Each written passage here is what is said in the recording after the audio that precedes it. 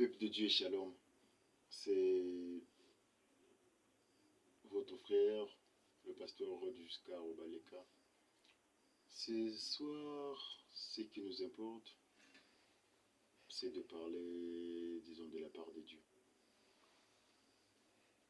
Comme je vous l'ai toujours dit, en vie, c'est pour servir le Seigneur. Telle est donc, disons, notre mission. Donc, sans plus tarder, nous allons devoir prendre notre parole de ce soir. Nous allons prendre notre passage dans le livre de Jérémie chapitre 35, le verset 1 à 11. Et bien avant de prendre notre passage, il est question donc qu'on puisse d'abord faire la prière d'ouverture comme il est d'usage. Prions alors. Merci Seigneur Dieu, le Dieu d'élu, le Dieu de miséricorde. Papa, comme le dit ta parole, que rien ne peut se faire sur le temps voulu. Ta parole me dit que l'homme ne vivra non seulement du pain, mais aussi de toute parole qui sort de la bouche de l'Éternel. Père, nous sommes ici présents ce soir. C'est par ton amour, premièrement. Et c'est pour publier, disons, ton sein. Laisse à ce que tout ce que nous allons dire ce soir, que ça soit pour ton honneur et non pour l'honneur du monde. Père, moi, ton humble serviteur, je ne suis pas digne. Mais Père, bannis ma personne et fais de moi ton instrument de service, afin que tout ce que je vais dire tout au long de cette prédication puisse avoir de la place considérable dans le cœur de tes enfants, afin que cette dernière, donc cette parole, puisse, disons, être fructueuse dans nos différentes vies, afin que nous puissions aller de l'avant.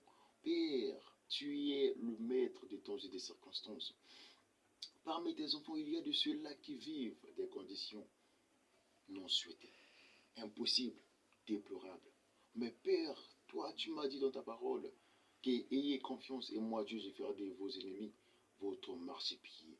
En toi seul, nous nous confions, Père. Conduis du début jusqu'à la fin de cette parole. Que cette parole soit, sinon puisse être celle qui va délivrer, opérer des miracles, là où il y avait l'impossibilité, car tu es le Dieu de possibilités, de toute impossibilité. Au nom de Jésus, nous disons Amen.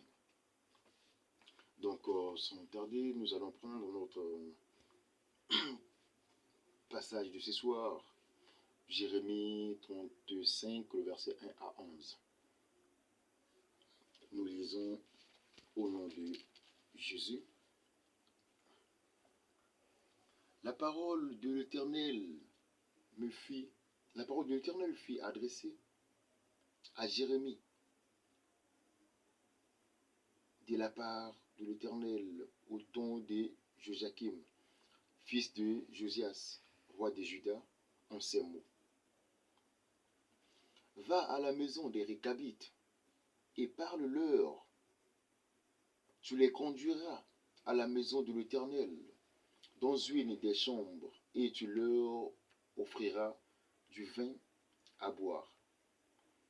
Je pris Jazania, fils de Jérémie, fils de Abazinia, ses frères, tous ses fils et toute la maison des Récabites.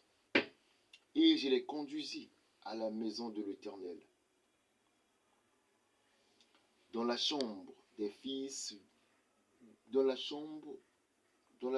fils de Hanan, fils de Gigdalia, homme de Dieu, près de la chambre des chefs, au-dessus de la chambre de Mazégia, fils de Shalom, garde du seuil.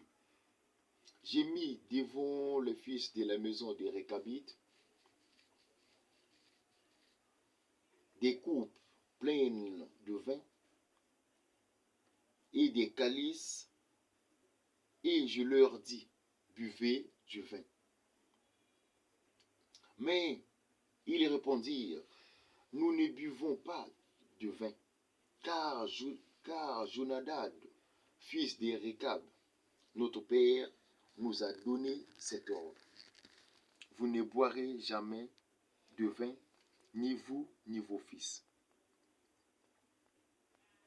ni vous, ni vos fils. Et vous ne bâtirez point, de maison.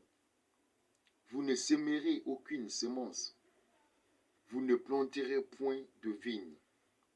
Et vous n'en posséderez point, mais vous habiterez sous des tentes toute votre vie, afin que vous viviez longtemps dans le pays où vous êtes étrangers.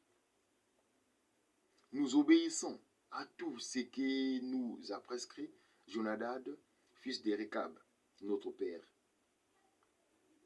Nous ne buvons pas de vin pendant toute notre vie. Nos femmes et nos enfants, donc fils et filles, nous ne bâtissons point de maison pour nos demeures, et nous ne posséderons ni vignes, ni champs, ni terre ensemencées. Nous habitons sous des tentes, et nous suivons et pratiquons tout ce que nous a prescrit Jonadab, notre père. 11 fin. Lorsque Nebuchadnezzar, roi de Babylone, est monté contre ce pays, nous avons dit, allons, retirons-nous à Jérusalem, loin de l'armée des Chaldéens et de l'armée des Syriens. C'est ainsi que nous habitons à Jérusalem. Parole du Seigneur. Bien-aimés, disons, en analysant notre passage, nous comprenons qu'il s'agit bel et bien d'une famille qui est appelée la famille des Récabites. Il s'agit bel et bien d'une famille qui est appelée la famille des Récabites. Disons, la famille des Récabites est celle, comme toute autre famille, comme nous le savons, comme il est d'usage. Dans une famille, il y a toujours eu des aînés, ceux-là qui sont venus avant. Bien aimé, il y a eu de sortes qu'on appelle alliances tissées. Il y a eu des sortes qu'on appelle alliances tissées.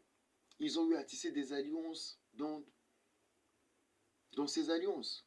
Ils ont eu à sacrifier l'avenir en disant que dans leur génération à venir, personne ne pourra faire quelque chose pour avancer. Personne ne pourra faire quelque chose de bien. Personne ne pourra aller de l'avant. Personne ne pourra, voire même bâtir une maison pour mieux vivre. Ou encore s'aimer pour récolter dans 2 matins. Leur grand-père dit dans ces alliances que pour vivre longtemps dans cette famille, il faudrait respecter, il faudrait rester comme une personne échantillon sans rien faire. Pour avoir une longévité, sinon une longue vie. Bien-aimés, ce soir, nous devons comprendre une chose. Ce soir, nous devons comprendre une chose. Notre thème de ce soir est, disons, malgré la loi de la famille, j'avancerai. Malgré la loi de la famille, j'avancerai, bien-aimés. La famille, chaque famille a ses principes et des lois. Ce qui nous importe ce soir, c'est de comprendre 2 ou 3 choses pour mieux surmonter. Étant un ministère du combat spirituel, ce qui nous importe, ce n'est pas de parler pour parler, mais c'est de comprendre l'origine du fait pour mieux éteindre le fait. Quand on n'a pas encore su l'origine du fait, on ne peut pas éteindre le fait. Voilà pourquoi nous disons ce soir, malgré la loi de la famille, j'avancerai. Chaque famille a ses lois, chaque famille a ses principes. Car avant nous, il y a ceux-là qui existaient bien avant nous. Il y a ceux-là qui ont eu à sacrifier leur génération à venir en disant que moi, je dois sacrifier ma génération future aujourd'hui pour que je puisse régner, pour que je puisse demeurer peut-être un chasseur qualifié, un pêcheur qualifié. Ils sont allés tisser des relations, des liens, au point de sacrifier leur descendance pour leurs intérêts. Voilà, avec ces dieux, malgré la loi de la famille, j'avancerai tel un autre thème. Bien aimé, dans ce terme, nous allons comprendre deux choses. Premièrement, nous allons chercher à définir qu'est-ce que c'est que la loi dans une famille. Qu'est-ce que c'est que la loi dans une famille? Littéralement parlant, la loi, littéralement parlant, je dirais la loi, c'est l'ensemble des critères et conditions, sinon je dirais principe, qu'une personne doit respecter pour bien vivre dans un milieu donné. Tel que vulgairement nous pouvons prendre l'exemple de la Constitution. Elle est la loi qui dirige toute une nation ou tout un pays. Donc quand vous ne respectez pas les critères de cette condition, vous êtes déjà hors la loi et dès lors vous n'allez même pas avancer. Voilà ce que c'est que la loi dans une famille. Ici on dit malgré la loi de la famille, j'avancerai. Mais ici, quelle a été la loi? La loi a été de dire, la loi disait, disons, que personne ne devait construire, personne ne devait travailler, personne ne devait bâtir, sinon ou s'aimer pour récolter dans deux matins, puis être, sinon devenir une personne de valeur. Voilà ce que c'est que la loi dans une famille ou dans une vie donnée. Et maintenant, si la personne ne parvient pas à s'aimer, ni ne parvient pas à bâtir là où il doit vivre, donc c'est pour dire que la personne ne vit pas comme telle, mais dans un premier temps, la personne ne fait que vivoter. On parle même de la mort. Et c'est là où nous allons comprendre que dans la vie d'une personne, il y a deux sortes de morts. Bien aimé, je vous ai bien dit au départ que nous allons comprendre deux ou trois thèmes, trois petites choses pour mieux comprendre notre prédication. Nous venons là de définir ce que l'on appelle par la loi. Et nous allons parler dans cette loi qui nous a conduit à la mort. À savoir, quand la personne ne travaille pas, la personne ne peut pas s'aimer, la personne devient comme une personne morte. D'où on doit comprendre ce que c'est que la mort. La mort, littéralement parlant, c'est donc l'alternation, sinon la cessation finale de la vie, de l'existence. Mais ici, bibliquement, nous devons comprendre qu'il s'agit là dans notre prédication de deux types, sinon deux sortes de morts. Il y a premièrement ce que l'on appelle par la mort physique et la mort spirituelle. Premièrement, nous devons comprendre que la personne avant de mourir physiquement, cette mort commence d'abord sur le plan spirituel avant d'entamer le plan physique. Comment nous pouvons parler de la mort spirituelle? Nous parlons de la mort spirituelle au moment où, spirituellement, la personne ne peut pas s'aimer, ne peut pas bâtir, ne peut rien faire, ne peut boire même le fisc de vin pour se sentir à l'aise. La personne est déjà morte quelque part. Là, c'est sur le plan spirituel. Nous parlons du plan spirituel parce que c'est l'alliance qui a été signée dans le monde de ténèbres. Spirituellement, cette descendance est déjà morte. Et au deuxième point, c'est là où nous allons parler de la mort physique. C'est quoi la mort physique? La mort physique, c'est quand la personne rend l'âme. C'est quand la personne, comme on le dit, c'est quand la personne a eu à avaler son acte de naissance. Tu ne peux rien faire, tu ne peux pas travailler, tu ne peux pas s'aimer, tu ne peux rien faire pour subvenir à tes besoins. Même étant malade, tu n'as pas de possibilité de subvenir même à sauver ta propre vie. Dès lors, ça conduit à la mort physique. Bien aimé, étant donné que nous avons eu à comprendre ces trois petits points, la loi de la famille, la mort physique et la mort spirituelle, c'est à ce moment-là que nous allons entrer dans le vif de notre thème qui n'est autre que malgré la loi de la famille, j'avancerai. Bien aimé, la vie, elle est jalonnée de plusieurs étapes, sinon de plusieurs réalités.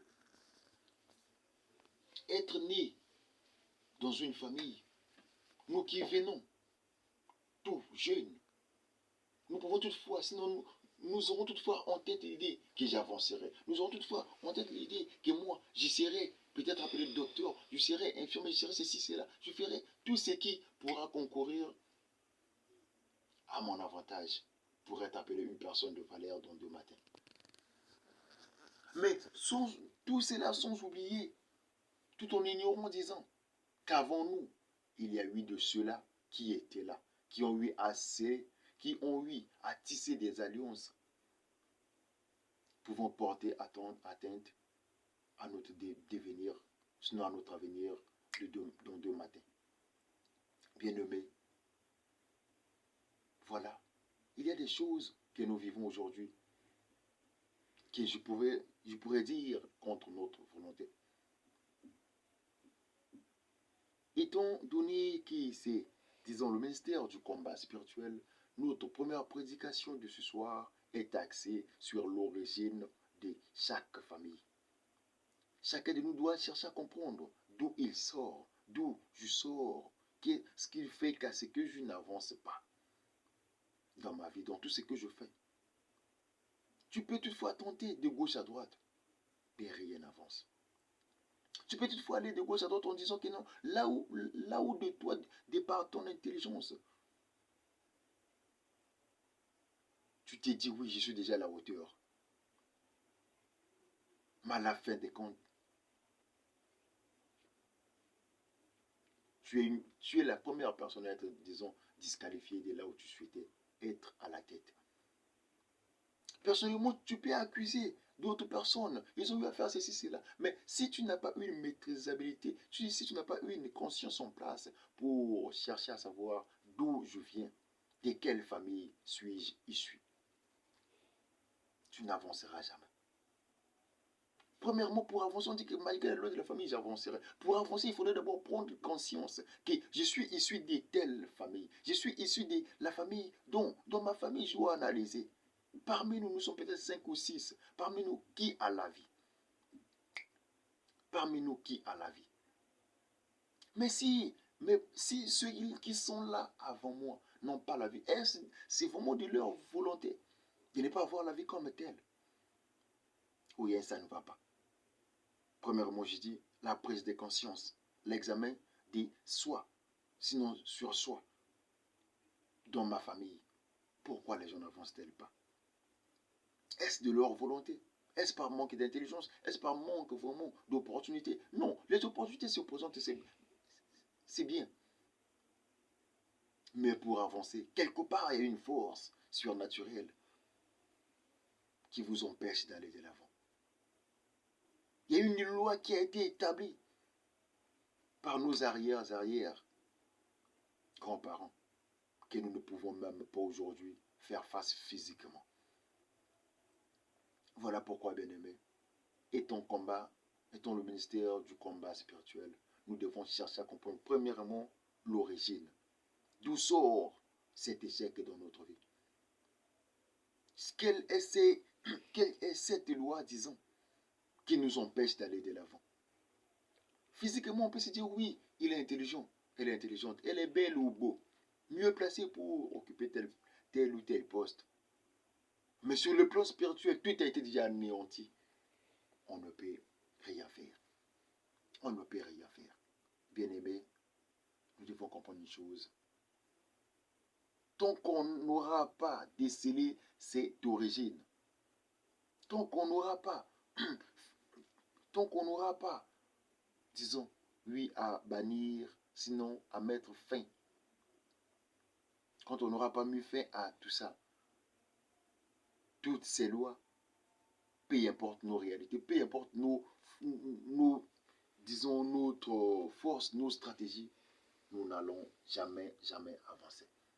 Car cette loi restera toujours là, à nous empêcher, à nous retirer, à nous tirer vers l'arrière. Bien-aimé, je suis venu ce soir dire quelque chose à quelqu'un. Dans tout ça, une fois qu'on a eu à analyser, sinon à comprendre que dans ma famille, il y a une loi qui nous attire, il y a une loi qui nous empêche.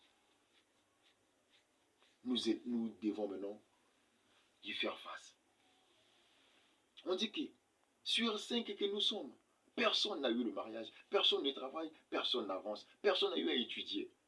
Mais moi, je suis le seul. Je dois surmonter tout ça. Comment surmonter? Premièrement, bien aimé, il faudra avoir la stratégie de jouer sur des choses. Il faut avoir la foi et l'espérance. Il faut avoir la foi et l'espérance. On dit que la foi, c'est l'accomplissement des choses qu'on ne voit pas. La foi, c'est là où on dit que non. Bon, dans ma famille, il y a l'impossibilité d'avancer, il y a l'impossibilité de réussir, il y a l'impossibilité, il y a l'échec total, il y a la limitation totale. Comme cette famille des Récabites, on dit, personne ne peut construire. Personne ne peut s'aimer même le fils que pour récolter dans 2 matins puis assurer sa vie. Mais être né issu dans une telle famille, il faut avoir 2 choses pour surmonter. Premièrement, il faut avoir cette foi. Et secondo, il faut avoir cette espérance. C'est quoi la foi dans le combat spirituel, bien-aimé? La foi, je dirais, c'est donc cette option-là. C'est cette faculté-là qui va nous permettre, ou qui nous permet vulgairement disons, de surmonter l'insurmontable. C'est par cette foi-là que nous allons rendre praticable les chemins ou ce qui a été impraticable. Bien-aimés, étant enfants de Dieu, comprenons une chose. Étant enfants de Dieu, lèvons-nous, lèvons-nous, lèvons-nous, je dis lèvons-nous pour faire face à une chose, au biais de la foi. Sans la foi, tu ne peux pas vaincre ton ennemi. Sans la foi, tu ne peux pas faire face à l'obstacle donné. Sans la foi, tu ne peux pas faire face au combat de la famille. Bien-aimé, c'est par la foi qu'on arrive à mettre fin aux limitations de la famille. Nous sommes issus des familles sacrifiées. Nous sommes issus des familles qu'on a eu à prononcer des paroles comme celles des Récabites. Dans une famille qui a des belles femmes, dans une famille qui a des hommes intellectuels, personne ne peut avancer, personne ne peut travailler, personne ne peut aller au-delà de cette limite. Pourquoi? Ces grands-parents, ce grands-parent leur avait dit que tant que je suis issu de cette famille, vous n'allez pas bâtir, vous n'allez pas s'aimer, vous n'allez pas aller au-delà des limites de cette famille. Mais quoi qu'ils vivaient, c'était juste pour accompagner les autres. Or, la Bible dit, or, c'est Dieu de la Bible dit, que vous serez la tête, non jamais la queue. C'est Dieu de la Bible dit que vous serez la tête et non jamais la queue. C'est Dieu de la Bible dit que là où vous mettrez votre pied, c'est lui vous sera donné en possession. C'est lui vous sera donné en possession. C'est quoi prendre possession d'un lieu? Quand on prend possession des lieux, c'est pour dire que tant que je vis sur terre, je dois gouverner, je dois être élevé, je dois être celui que je désirais être. Ensemble avec ce Dieu, je dois y arriver. La foi, c'est une ferme assurance. Certes que je suis né dans une famille que personne ne peut avancer. Je suis né dans une famille que personne ne peut faire quelque chose de bien, que personne ne peut travailler ou encore, voire même se marier. Mais étant donné que je connais ce Dieu, je viens de par ma foi, je dis, là où les autres ne travaillaient pas, là où les autres ne pouvaient pas se marier, mais moi, au nom de ce Dieu-là, au nom de la foi que j'ai en ce Dieu, je dois être l'exemple à suivre. Je dois être celui qui fera la différence. Je dois être celui qui sera à la hauteur de cette impossibilité, car au ciel, il y a un Dieu. Bien-aimé, je viens ce soir, une fois de plus, vous parler de la part de ces dieux qui ne sommeillent ni ne dorment. La famille peut tout faire, la famille peut tout bloquer, mais retenons une chose, qu'au-delà de leur sacrifice, au-delà de leur plan, au ciel, il y a un Dieu. Au ciel, il y a un Dieu qui nous a dit, vous serez la tête et non jamais la queue. Qui nous a dit, qu'en croyant, nous dirions mental de se déplacer et elles obéiront. En croyant, nous allons dire à nos ennemis de quitter et ils prendront la fuite. Bien-aimés, après avoir compris ce que c'est que la foi, nous devons comprendre ce que c'est que l'espérance dans les combats spirituels. C'est quoi l'espérance? On a la foi, c'est bien beau. On doit avoir l'espérance. C'est quoi l'espérance, bien-aimé? c'est là où on sait que malgré les difficultés, j'y arriverai. Malgré l'impossibilité, j'obtiendrai ce que je cherche. J'ai ma foi, j'ai cette expérience, c'est-à-dire la certitude de ce que je crois. On peut avoir la foi, mais si on arrive à douter quelque part, cette foi n'aura pas toutefois ses fruits. Mais quand on a la foi et l'espérance, dans l'ensemble, on ira de l'avant et on fera la différence. On parle de la foi et les œuvres. Une bonne foi doit être accompagnée de ses œuvres, bien-aimés. Une bonne foi, c'est celle-là qui est accompagnée des œuvres. Je suis né d'une famille qui, personne ne peut travailler, personne n'avance, personne n'est à l'aise, vachement à l'aise. Mais moi, je viens de par ma foi, je dis, au nom de ces dieux que je sers, au nom de ces dieux que je connais, au nom de ces dieux de la Bible, au nom de ces dieux qui m'a dit que tu seras la tête et non jamais la queue. De par ma foi et l'espérance en ces dieux, j'arriverai. Je marquerai la différence. Là où mes aînés sont tombés, c'est même sur ce même terrain que moi je commencerai à prendre le dessus. C'est sur ce même terrain que moi je commencerai à affranchir, disons, les limites tracées par les liens de ma famille. Bien-aimé, c'est encore possible. C'est encore possible d'aller de l'avant. C'est encore possible de marcher, de prendre encore le dessus, malgré la loi de la famille. Celui qui connaît Dieu n'a pas peur des lois de sa famille. Celui qui connaît Dieu, c'est celui-là qui est audacieux face à tout obstacle. Car il doit avoir en lui l'idée que là où les gens de ce monde croient à l'impossibilité, il y a un Dieu au-delà de cette impossibilité. Car il est le Dieu de possibilité de toute impossibilité. Là où on confesse l'impossibilité, c'est là où il confesse la possibilité. Là où on confesse que cela est arrivé à sa terme, disons à son terme, c'est là où il dit, c'est encore possible. C'est encore possible d'aller au-delà. C'est encore possible de surmonter l'insurmontable. Car il est Dieu. Bien-aimés, nous allons prendre en passant notre deuxième passage qui va encore nous fortifier sur les liens de la famille et sur les paroles que nos aïeux ont eu à prononcer sur nos vies. Sinon, c'est là où nous allons parler, nous allons voir, disons, dans le livre des 2 Rois 19, le 2 Rois chapitre 2, le verset 19 à 22, là où la parole dit. Les gens de la ville dirent à Élisée, voici le séjour de la ville est bon. Voici le séjour de la ville est bon, comme le voit mon Seigneur. Mais les eaux sont mauvaises et le pays est stérile. Les eaux sont mauvaises et le pays est stérile. Il dit, apportez-moi un plat neuf et mettez-y du sel. Et ils le lui apportèrent.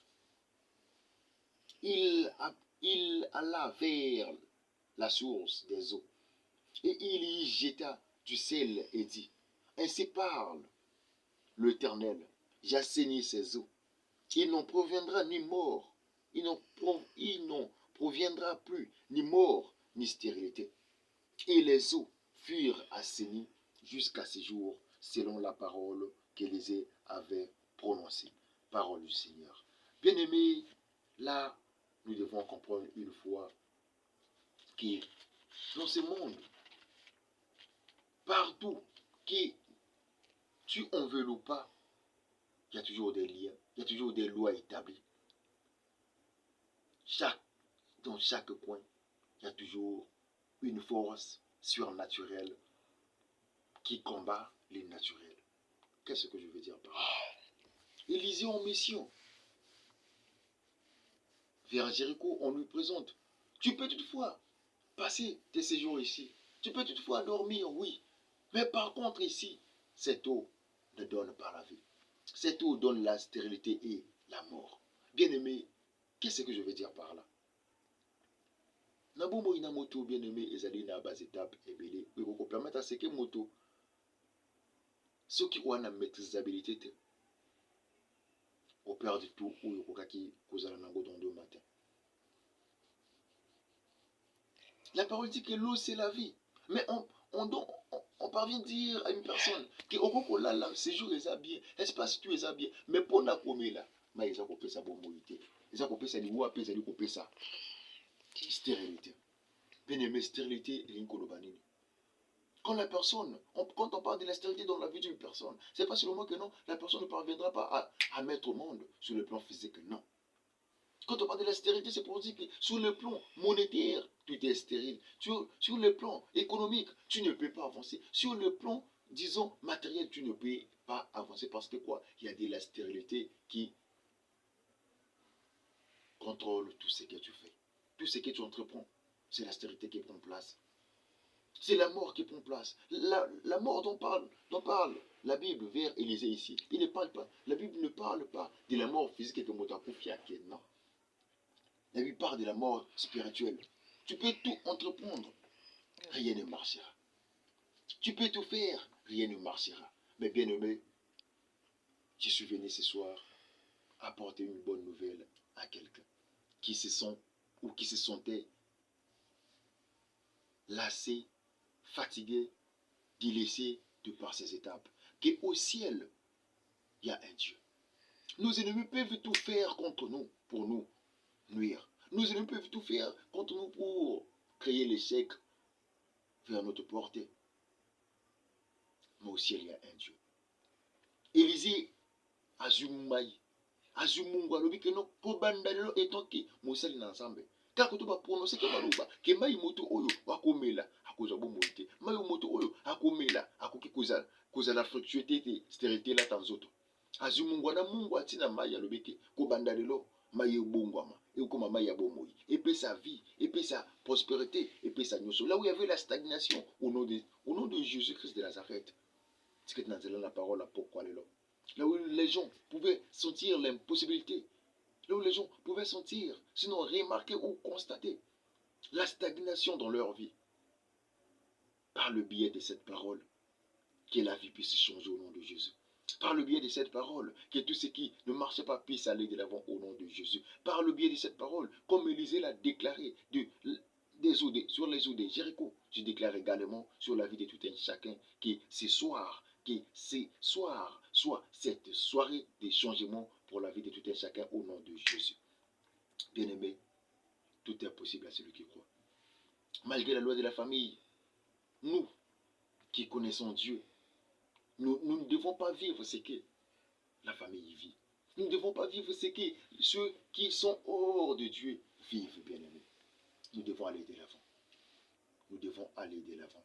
Car il y a un Dieu qui s'est sacrifié. Car il y a un Dieu qui nous a dit que là où tu mettras ton pied, c'est lui qui te sera donné en possession. Oh Dieu, tout est possible à celui qui croit. Ce soir, je déclare au nom de Jésus.